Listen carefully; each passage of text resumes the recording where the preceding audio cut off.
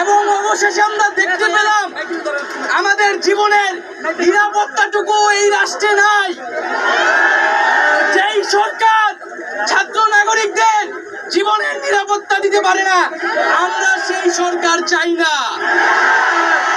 আজকে নাকি এই দেশে সব একজন ব্যক্তির কথায় হয়, সব উন্নয়ন কার কথায়?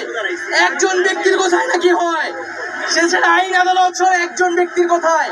আমরা যে মোবাইল ফোন চালাই সেটাও নাকি একজন ব্যক্তির কথায়।